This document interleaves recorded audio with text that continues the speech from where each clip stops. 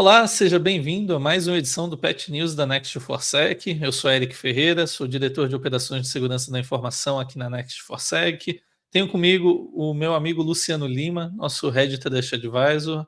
Para você que está nos acompanhando tanto no Spotify quanto no YouTube ou no LinkedIn, seja bem-vindo. Espero que esse conteúdo seja interessante para você e que você possa gravar as orientações que nós vamos dar aqui e aplicar elas nos ambientes das empresas. Se você não conhece a Next4Sec, nós somos uma consultoria de segurança da informação com a série de projetos, programas entregues e, se for possível, desejamos somar na sua empresa e agregar valor ao seu negócio, trazendo proteção e segurança cibernética para as organizações. Bom, para nós começarmos, nós vamos manter aí o cronograma que muitos dos nossos espectadores já conhecem.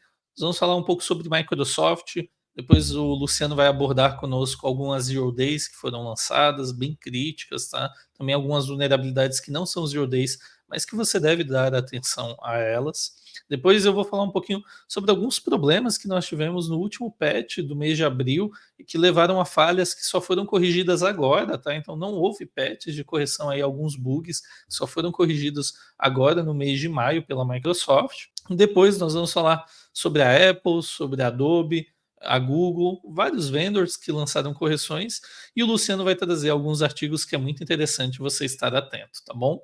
Não esquece de se inscrever, se você está assistindo no LinkedIn, de nos seguir, se inscrever no canal do YouTube, deixar o like no vídeo, e se você estiver nos ouvindo no Spotify também, é um prazer estar aqui com vocês. Para nós começarmos falando um pouco aqui da Microsoft, tá? A Microsoft ela corrigiu 64 falhas de segurança agora no mês de maio, tá? Dessas 64 falhas de segurança, 17 falhas foram de elevação de privilégio, 2 falhas de bypass de features de segurança, 27 falhas de execução de código remoto, 7 falhas de vazamento de dados, 3 de negação de serviço e 4 falhas de spoofing, tá? Então, esses foram os números gerais da Microsoft, um número um pouco menor do que o mês anterior, né? No mês anterior a gente falou de 150 falhas de segurança, nesse mês nós tivemos apenas 64, porém dessas 64 nós temos algumas falhas críticas e falhas Zero Day também, tá?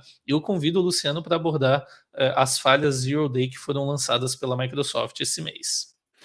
Olá, Eric. Obrigado pelo convite mais uma vez aqui de participar do Pet News. Vamos falar aqui sobre um Zero Day bastante crítico. É uma vulnerabilidade que faz o desvio na plataforma do Windows MS-HTML. Basicamente, essa é uma vulnerabilidade registrada no CVE 2024-340, que afeta os recursos do Windows diretamente, né?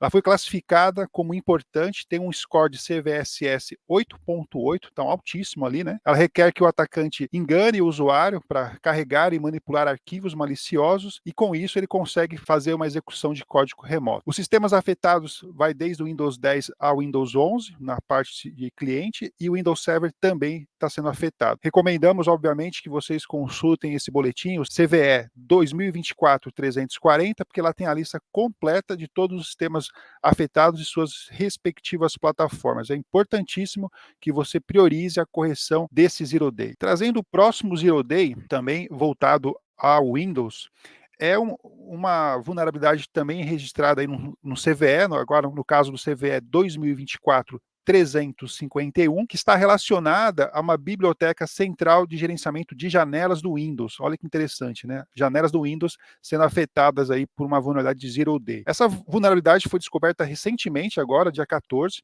Ela permite elevação de privilégios, ela foi classificada também como uma severidade importante, e essa falha está relacionada a um estouro de buffer overflow. Ela possibilita que o atacante faça um acesso local com requisitos mínimos e execute códigos remotos arbitrários. Então, é importante que vocês se atentem para essa correção, porque ela está sendo amplamente explorada já com exploits públicos, né? Então, ela afeta Windows 10, Windows 11 e várias arquiteturas relacionadas. Então, é importantíssimo que os nossos clientes, os nossos ouvintes, atualizem o quanto antes essa vulnerabilidade, porque já existe um exploit público e sendo utilizado. Mais um caso aqui agora de uma vulnerabilidade crítica, ela está relacionada ao SharePoint. Essa vulnerabilidade ela foi registrada no CVE 2024-344. Essa vulnerabilidade ela permite a execução de código remoto no SharePoint. Então, os nossos clientes que estão nos ouvindo, os nossos amigos aí que estão agora conhecendo o nosso podcast aí pelo Spotify, ou assistindo pelo YouTube ou pelo LinkedIn, com certeza você conhece alguém ou tem na própria empresa o SharePoint, então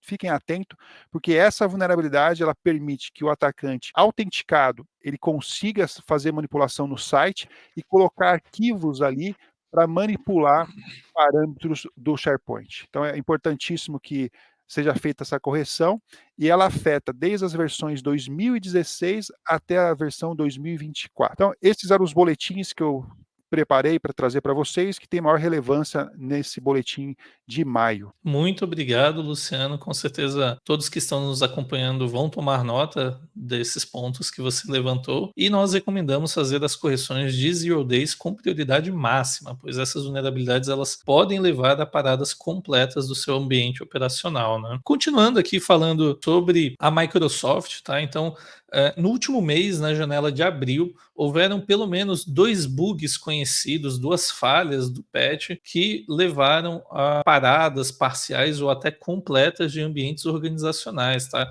E a Microsoft ela fez a correção dessas falhas agora no mês de maio, tá? A primeira falha que eu vou citar aqui é um problema, tá, que está havendo no Windows NTLM, tá? Então, no serviço NTLM, esse bug que se originou por conta do patch de abril de 2024, ele foi corrigido agora nessa última atualização e ele não está mais afetando o Windows Domain Controllers, tá? Então, organizações que tinham uma quantidade bem alta de tráfego NTLM nos seus controladores de domínio estavam sendo afetados com esse bug, estava causando crashes, estava parando os ambientes e, em alguns casos, até gerando restart do sistema operacional, tá? E aí, todos os servidores que foram afetados por esse bug agora receberam a correção, tá? E um lembrete importante, tá?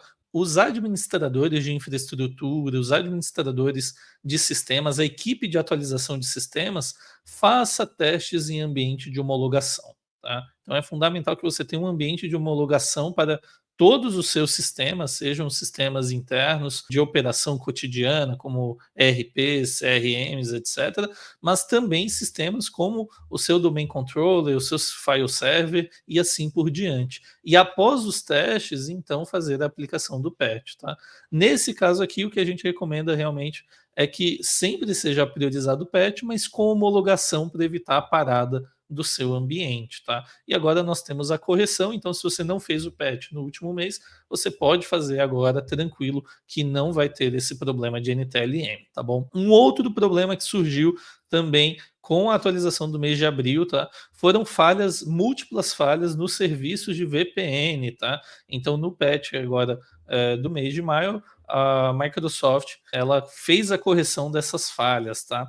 E é importante citar que essas falhas foram originárias não dos patches de segurança, tá? Ambas as falhas que eu estou citando aqui, elas foram originárias dos patches, updates que não são de segurança, mas sim de funcionalidades, tá? Então, é importante citar isso, mas de todo modo, a homologação ela tem que fazer parte da sua janela de updates no seu ambiente produtivo, tá bom?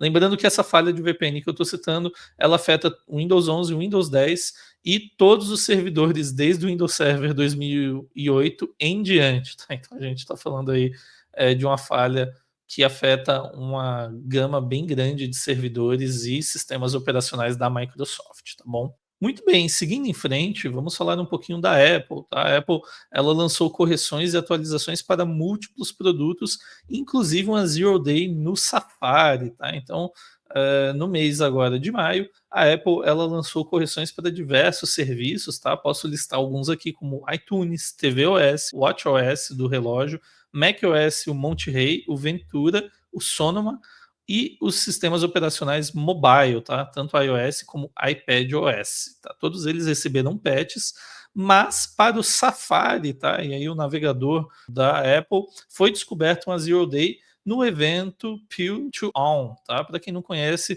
esse evento acontece todos os anos, tá? São eventos aí onde hackers se juntam para fazer exploração controlada de vulnerabilidades desconhecidas de Zero Days, tá? E todas essas informações são descobertas nesse evento, são enviadas para os fabricantes que fazem as devidas correções, tá? Então, no evento foi descoberta uma falha no Safari que permitiria um atacante ele conseguisse ganhar acesso ali do sistema operacional por trás do navegador, tá? E essa falha ela foi relatada aí pela iniciativa da Trend Micro de descoberta de Zero Days, tá? Em conjunto aí com esse evento, e isso gerou a correção aí da Apple. Esse evento está acontecendo em Vancouver. Na verdade, ele descobriu falhas de vários sistemas que nós vamos citar aqui hoje, tá bom? Então fica a curiosidade aí para quem quiser pesquisar. Muito bem, seguindo em frente, falando agora da Adobe, tá? A Adobe ela lançou correções aí para diversos dispositivos, diversos produtos Adobe, tá? A lista completa você pode encontrar no site da Adobe, mas a gente pode citar o Acrobat Reader, que afeta a maioria aí das empresas que utilizam Adobe para leitura de PDF no dia a dia, Illustrator, Substance 3D Painter, Adobe Aero, Substance 3D Designer, Adobe Animate, FrameMaker e Dreamweaver, ok? Então, uma gama aí de produtos da Adobe foi corrigida, todos os patches com prioridade 3, a menor prioridade aí da Adobe, mas houveram correções, tá bom?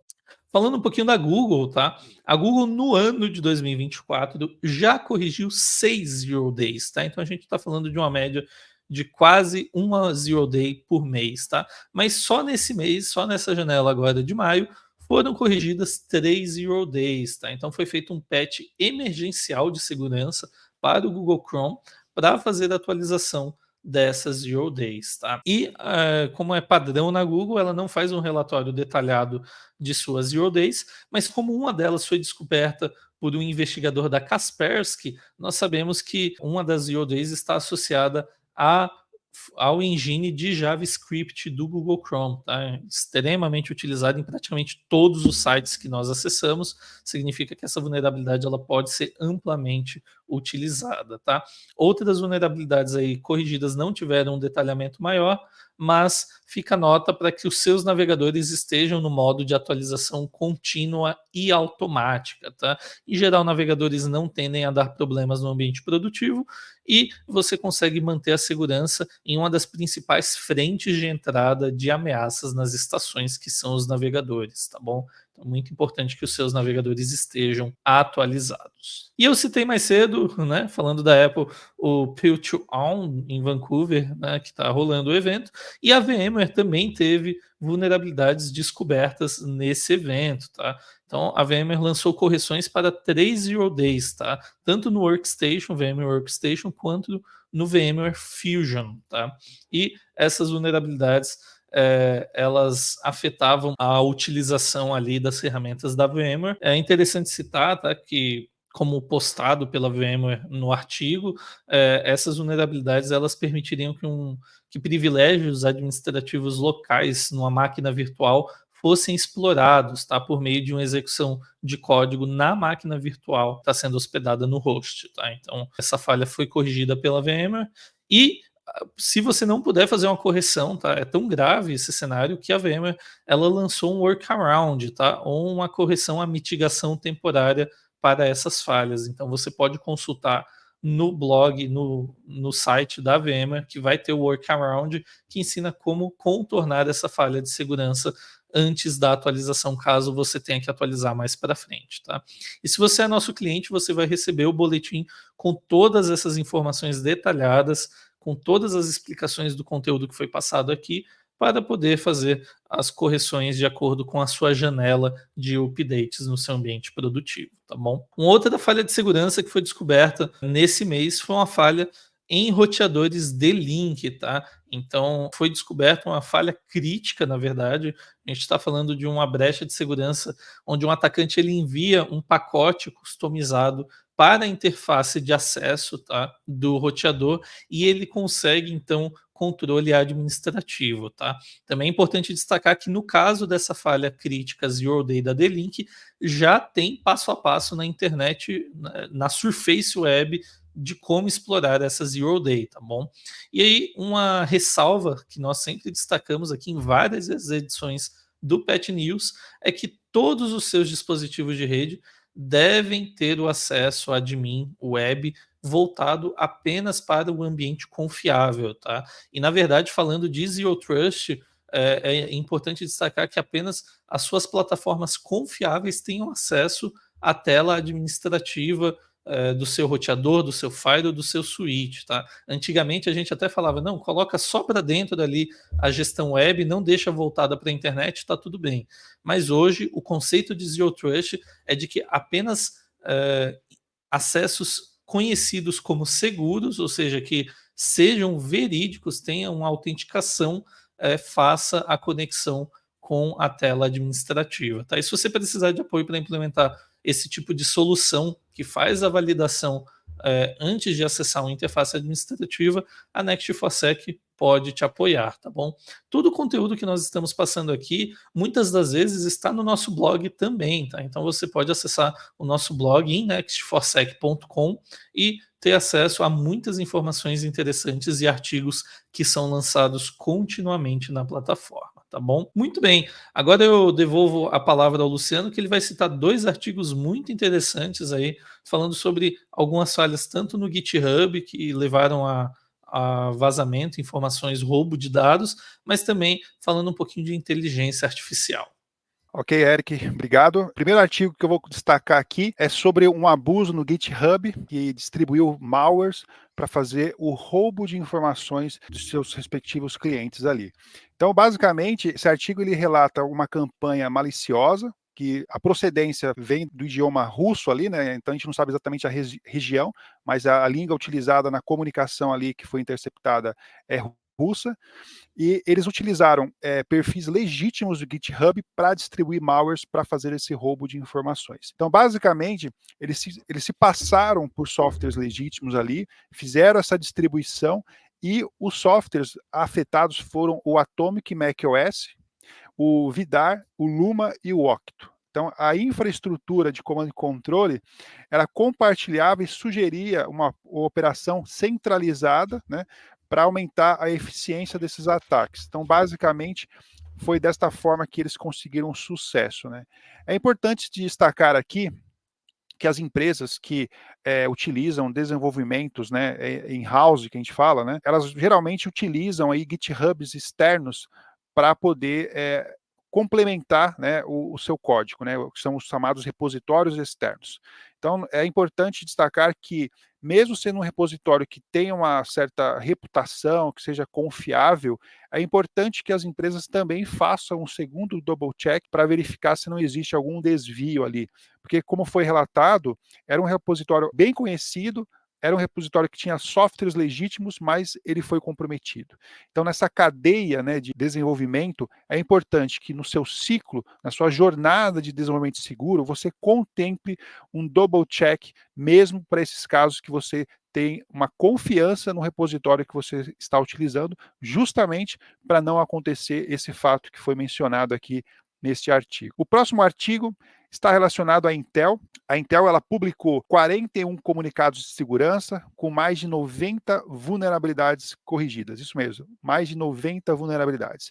Então, a Intel lançou 41 novos avisos em seus mais recentes Patch Tuesday e abrange aí mais de 90 vulnerabilidades envolvidas. Então, ela começa desde uma vulnerabilidade que afeta a IA. Então, a IA, como é o hype do momento, né, ela também está sendo afetada. Quem diria, né? A IA sendo afetada por uma vulnerabilidade. Estamos só no começo, né? É uma vulnerabilidade voltada ao Neural Compressor, que ela está relacionada à aceleração do aprendizado profundo da IA. Outras vulnerabilidades que foram destaques aqui são vulnerabilidades do firmware, são vulnerabilidades do ArcIris, e também outras vulnerabilidades relacionadas, que possibilita escalação de privilégio, ataque DOS e divulgação de informações.